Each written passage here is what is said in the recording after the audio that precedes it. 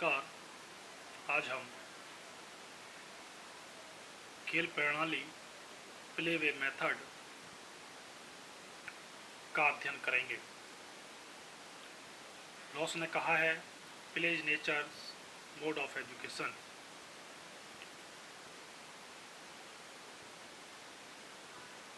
खेलना शिक्षा का प्राकृतिक रूप है।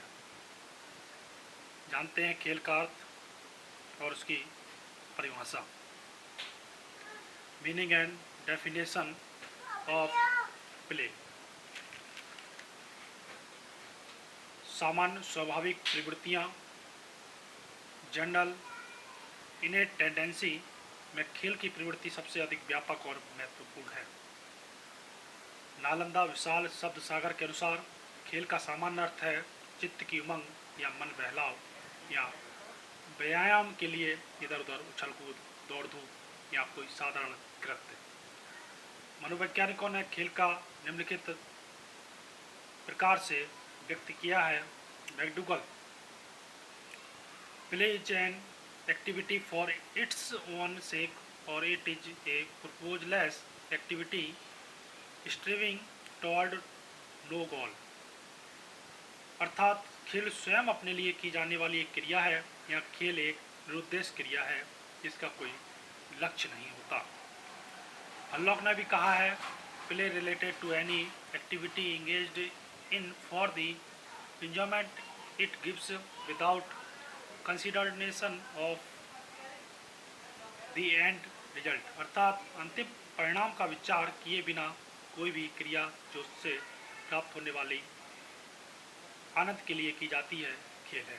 क्रो एंड क्रो ने भी कहा खेल की उस क्रिया के रूप में परिभाषा की जा सकती है जिसमें एक व्यक्ति उस समय व्यस्त होता है जब वह उस कार्य को करने के लिए स्वतंत्र होता है जिसे वह करना चाहता है। खेल की विशेषताएं। रायवन खेल की एक साधन है जिसका उपयोग दूसरे स्वयं द्वारा उस समय किया जाता है जब हमारे विचित्र मूल प्रवृत्तियाँ अपने आप को प्रकाश में लाने की चेष्टा करती हैं। Play is a way a means which is used by the self when the different instinctive urges are trying to express themselves. खेल के द्वारा हमारी अनेक मूल प्रवृत्तियाँ और सहज प्रवृत्तियों का शोधन होता है। खेलों की विशेषताएं। खेल एक जन्मजात और स्वाभाविक प्रवृत्ति है। खेल स्वतंत्र और आत्मप्रेरित होता है। खेल स्फूर्ति और आनंद प्रदान करता है। खेल में कुछ सीमा तक रचनात्मकता होती है। खेल का क्रिया के अतिरिक्त कोई उद्देश्य नहीं होता। खेल स्वयं खेल के लिए खेला जाता है। खेल बालक की संपूर्ण रुचि और ध्यान को केंद्रित कर लेता है। खेल एक शारीरिक और मानसिक प्रक्रिया है। केवल खेल एक साधन है किंतु मैं यह नहीं बता सकता कि उसका लक्ष्य क्या है। केवल खेल ही उसका लक्ष्य हो सकता है। अतः खेल जन्मजात सहज प्रवृत्ति है और उसका लक्ष्य आनंद प्राप्ति है। खेल के प्रकार। बच्चों के सब खेलों को दो भागों में विभाजित किया जा सकता है, व्यक्तिगत और सामूहिक। इन दोनों प्रकारों के आधार पर कार्ल ब्रूस ने बालकोपयोगी खेलों का विस्तृत वर्णन किया है। उनमें से 5 प्रकार के खेल अधिक महत्वपूर्ण हैं। परीक्षणात्मक खेल, एक्सपेरिमेंटल प्ले। इस प्रकार के खेलों में बालक वस्तुओं को उलट पलट कर देखता है या उनका परीक्षण करता है। इन खेलों का आधार जिज्ञासा की प्रवृत्ति है। ये खेल व्यक्तिगत होते हैं। गतिशील खेल, मूवमेंट प्ले। इस प्रकार के खेलों में दौड़ भाग उछल कूद आदि हो जाती है। ये खेल शरीर की गति का विकास करते हैं। ये खेल व्यक्तिगत और सामूहिक दोनों प्रकार से खेले जा सकते हैं। रचनात्मक खेल। इस प्रकार के खेलों में बालक विभिन्न वस्तुओं का निर्माण और ध्वंस करता है जैसे रेत या मिट्टी के पहाड़, घर, टीले आदि बनाना और बिखारना। लड़ाई के खेल। इस प्रकार के खेलों में हार जीत के खेलों को स्थान दिया जाता है जैसे हॉकी, कबड्डी, फुटबॉल, मुक्केबाजी आदि। ये खेल साधारणतः सामूहिक होते हैं। बौद्धिक खेल। इस प्रकार के खेलों का संबंध बुद्धि से होता है जैसे चौपड़, शतरंज, पहेलियाँ आदि। अन्य प्रकार के खेलों में स्वतंत्र ऐच्छिक खेल।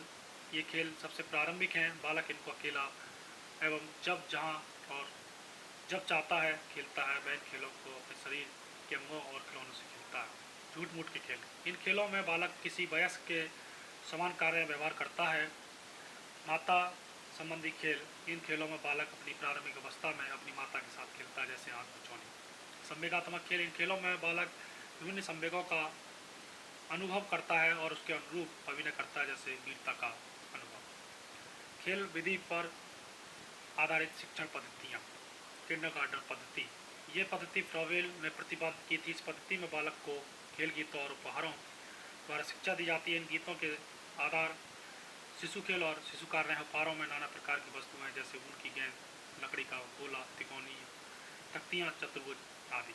मॉन्टेसरी पद्धति, यह पद्धति मेरिया मॉन्टेसरी द्वारा प्रतिपादित की गई थी। इस पद्धति में बालक विभिन्न प्रकार के उपकरणों से खेलकर अक्षरों और गणित, रेखागणित आदि का ज्ञान प्राप्त करता है और अपनी विभिन्न ज्ञानेंद्रियों को प्रशिक्षित करता है। ह्यूरिस्टिक पद्धति, यह पद्धति आर्मस्ट्रांग द्वारा प्रतिपादित की गई। इस पद्धति में बालक शिक्षकों, यंत्रों और पुस्तकों की सहायता से स्वयं ज्ञान का अर्जन करता है। प्रोजेक्ट पद्धति, यह पद्धति किलपैट्रिक द्वारा प्रतिपादित की गई थी। इस पद्धति में बालक किसी योजना को व्यक्तिगत या सामूहिक रूप में पूर्ण करता है, जैसे मॉडल बनाना, अभिनय करना, कहानी पढ़ना है। डाल्टन पद्धति, यह पद्धति मिस एलन पारकास्ट द्वारा प्रतिपादित की गई थी। इस पद्धति के अनुसार कार्य करते समय बालक के ऊपर समय सारणी, कक्षा नियमों, वार्षिक और अर्धवार्षिक परीक्षाओं, विभिन्न प्रकार के निर्दिष्ट घंटों का कोई प्रतिबंध नहीं लगा जाता। अन्य शिक्षण पद्धतियों में बेसिक शिक्षा, गहरी योजना और विनेटिका योजना आती है। खेल प्रणाली के गुण व दोष। सबसे पहले गुण, खेल बालक का शारीरिक विकास करते हैं। खेलों द्वारा ज्ञानेंद्रियों का प्रशिक्षण होता है। खेल बालक का सामाजिक और मानसिक विकास करते हैं। खेलों के द्वारा मूल प्रवृत्तियों का मार्गांतरीकरण होता है। खेल व्यक्तित्व का विकास करते हैं। खेल स्वयं शिक्षा, स्थायी ज्ञान और चरित्र के विकास के सशक्त साधन हैं। खेल प्रणाली के दोष। डिमेरिट्स ऑफ प्लेवे मेथड, खेल प्रणाली संपूर्ण शैक्षिक प्रणाली नहीं है, अतः इसमें दोष स्वाभाविक हैं, होना स्वाभाविक है। व्यवहार में कठिनाई सभी स्तरों पर सभी विषयों के शिक्षण में उपयुक्त नहीं है। खेल में गंभीरता का अभाव होता है। स्वतंत्रता का दुरुपयोग होने की पूर्ण संभावना होती है। खेल में समय अधिक लगने से समय का दुरुपयोग होता है। तो ये था आज खेल विधि का अर्थ एवं परिभाषा जानी। उसी प्रकार से वहीं पर खेल को परिभाषित करते हुए अंत में कहा जा सकता है कि खेल एक साधन है, किंतु यह नहीं बताया जा सकता कि इसका आखिर में लक्ष्य क्या है। धन्यवाद।